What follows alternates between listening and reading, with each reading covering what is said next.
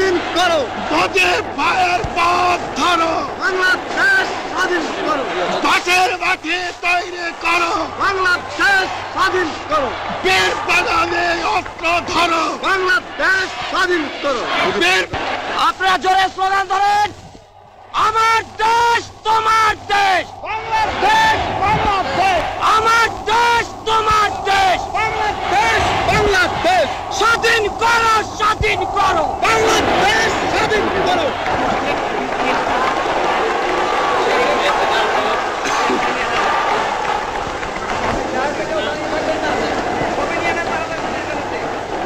ভাইয়েরা আমার, আজ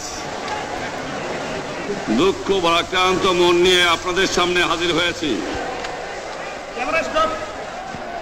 আপনারা সবই জানেন এবং বোঝেন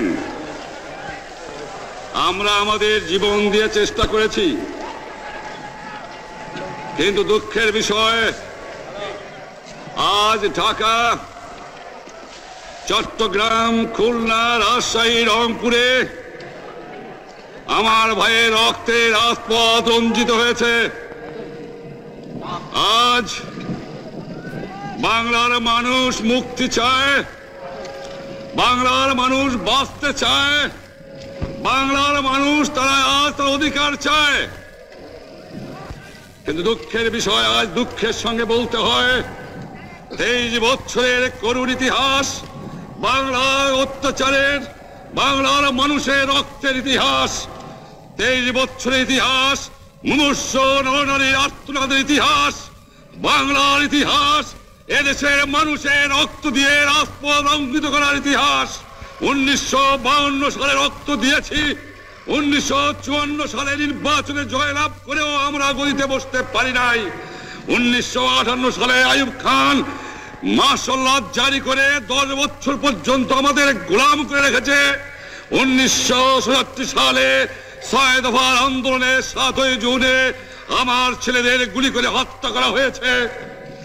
1969 আন্দোলনে আইয়ুব খানের পতন হওয়ার পরে যখন ইয়াহিয়া খান সাহেব সরকার নিলেন, তিনি বললেন দেশে শাসনতন্ত্র দেবেন, গণতন্ত্র দেবেন, আমরা মেনে নিলাম।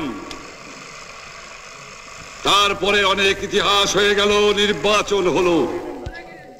আপনারা জানেন দোষ কি আমাদের? আজকে আমি প্রেসিডেন্ট ইয়াহিয়া খান সাহেবের সঙ্গে দেখা করেছি, আপনারা জানেন, আলাপ আলোচনা করেছি। আমি শুধু বাংলার নয়, পাকিস্তানের মেজরিটি পার্টির নেতা হিসাবে তাকে অনুরোধ করলাম 15 ফেব্রুয়ারি তারিখে আপনি জাতীয় পরিষদের অধিবেশন দেন। তিনি আমার কথা রাখলেন না, তিনি রাখলেন ভুট্টো সাহেবের কথা। তিনি বললেন প্রথম সপ্তাহে মাসে হবে, তিনি মানে নিলেন।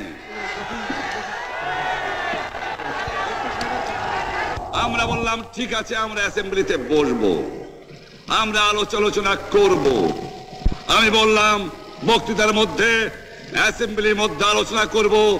এমনকি আমি এ পর্যন্ত বললাম যদি কেউ ন্যায্য কথা বলে, আমরা সংখ্যায় বেশি হলেও একজন যদিও সে হয়, তার ন্যায্য কথা আমরা মেনে নেব। আসুন বসি, আমরা আলাপ করে শাসনতন্ত্র তৈরি করি। তিনি বললেন পশ্চিম পাকিস্তানের মেম্বাররা যদি এখানে আসে তাহলে কসাইখানা হবে অ্যাসেম্বলি। যদি কেউ অ্যাসেম্বলিতে আসে তাহলে পেশোয়ার থেকে করাচি পর্যন্ত দোকান জোর করে বন্ধ করা হবে, তারপরেও যদি কেউ আসে তাকে সন্ন্যাসার করা হবে। আমি বললাম অ্যাসেম্বলি চলবে। তারপরে হঠাৎ 1 তারিখে অ্যাসেম্বলি বন্ধ করে দেওয়া হলো। কি পেলাম আমরা? আমার পয়সা দিয়ে অস্ত্র কিনেছি বহিঃশত্রু আক্রমণ থেকে দেশকে রক্ষা করার জন্য। আজ সেই অস্ত্র ব্যবহার হচ্ছে আমার দেশের গরিব দুঃখী নিরস্ত মানুষের বিরুদ্ধে, তার বুকের উপরে হচ্ছে গুলি। আমরা পাকিস্তানের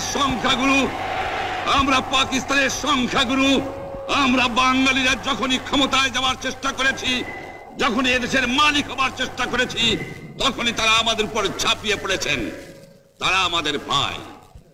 আমি বলেছি তাদের কাছে এই কথা যে আপনারা কেন আপনার ভাইয়ের বুকে গুলি মারবেন। আপনাদের রাখা হয়েছে যদি বহিঃশত্রু আক্রমণ করে তার থেকে দেশকে রক্ষা করার জন্য। তারপরে উনি বললেন যে আমার নামে বলেছেন, আমি নাকি বলে স্বীকার করেছি যে 10 তারিখে রাউন্ড টেবল কনফারেন্স হবে। আমি উনাকে একথা বলে দেবার চাই, আমি তাকে তা বলি নাই। টেলিফোনে আমার সঙ্গে তার কথা হয়। তাকে আমি বলেছিলাম, জনাব ইয়াহিয়া খান সাহেব, আপনি পাকিস্তানের প্রেসিডেন্ট, দেখে যান, ঢাকায় আসেন কিভাবে আমার গরিবের উপরে, আমার বাংলার মানুষের বুকের উপরে গুলি করা হয়েছে, কি করে আমার মায়ের কোল খালি করা হয়েছে, কি করে মানুষকে হত্যা করা হয়েছে। আপনি আসুন, দেখুন, বিচার করুন, তারপরে আপনি ঠিক করুন। আমি এই কথা বলেছিলাম। হঠাৎ আমার সঙ্গে পরামর্শ না করে বা আমাদের সঙ্গে আলোচনা না করে 5 ঘন্টা গোপনে বৈঠক করে যে বক্তৃতা তিনি করেছেন এবং যে বক্তৃতা করে অ্যাসেম্বলি করেছেন, সমস্ত দোষ তিনি আমার উপরে দিয়েছেন, বাংলার মানুষের উপরে দিয়েছেন।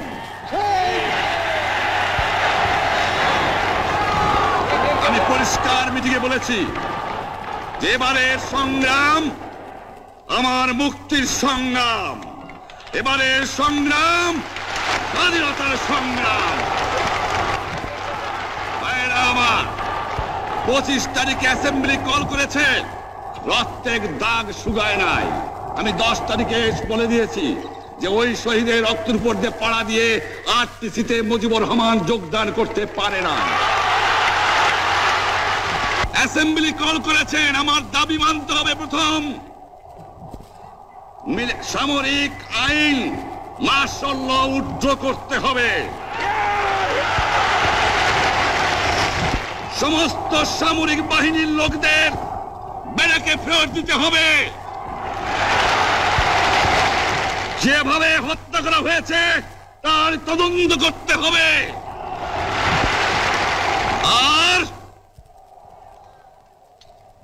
জনগণের প্রতিনিধির কাছে ক্ষমতা হস্তান্তর করতে হবে। তারপরে বিবেচনা করে দেখব আমরা অ্যাসেম্বলিতে বসতে পারবো কি পারবো না। এর পূর্বে অ্যাসেম্বলিতে বসার, আমরা অ্যাসেম্বলিতে বসতে আমরা পারি না। জনগণ সে অধিকার আমাকে দেয় নাই। মায়েরা আমার, তোমরা আমার উপর বিশ্বাস আছে? আমি প্রধানমন্ত্রিত্ব চাই না, আমরা দেশের মানুষের অধিকার চাই।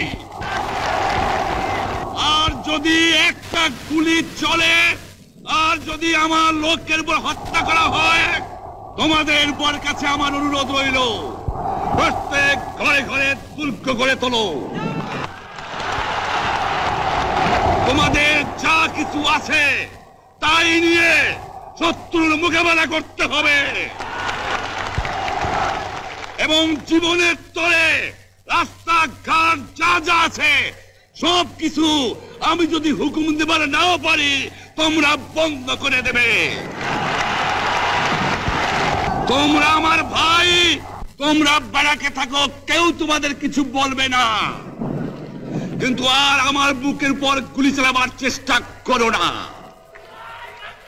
ভালো হবে না। 7 কোটি মানুষকে চাপায় রাখতে পারবো না। আমরা যখন মরতে শিখেছি তখন কেউ আমাদের দবাতে পারবে না।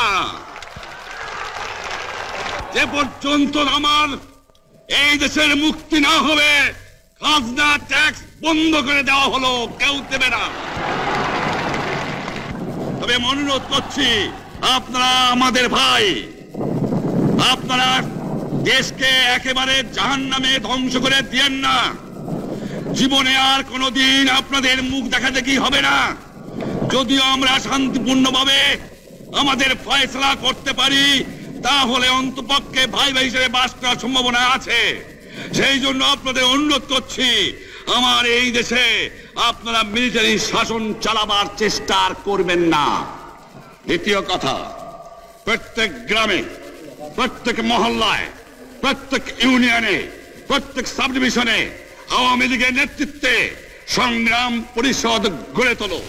এবং তোমাদের যা কিছু আছে তাই নিয়ে প্রস্তুত থাকো। মনে রাখবা, রক্ত যখন দিয়েছি, রক্ত আরো দেব, এদেশের মানুষকে মুক্ত করে ছাড়বো ইনশাআল্লাহ। এবারে সংগ্রাম আমাদের মুক্তির সংগ্রাম, এবারে সংগ্রাম স্বাধীনতার সংগ্রাম। আপনারা আমার উপরে বিশ্বাস নিশ্চয়ই রাখেন। জীবনে আমার রক্তের বিনিময়েও আপনাদের সঙ্গে বেঈমানি করি নাই। প্রধানমন্ত্রিত্ব দিয়ে আমাকে নিতে পারে নাই, ফাঁসি কাস্টে আসামি দিয়ে আমাকে নিতে পারে নাই। যে রক্ত দিয়ে আপনারা আমাকে একদিন জেলের থেকে বার করে নিয়ে এসেছিলেন, এই রেসকোর্স ময়দানে আমি বলেছিলাম আমার রক্ত দিয়ে আমি রক্তের ঋণ শোধ করবো, মনে আছে? আমি রক্ত তোমার জন্য প্রস্তুত। আমাদের মিটিং এইখানেই শেষ। আসসালামু আলাইকুম। জয় বাংলা। বাঙালি অস্ত্র ধরো।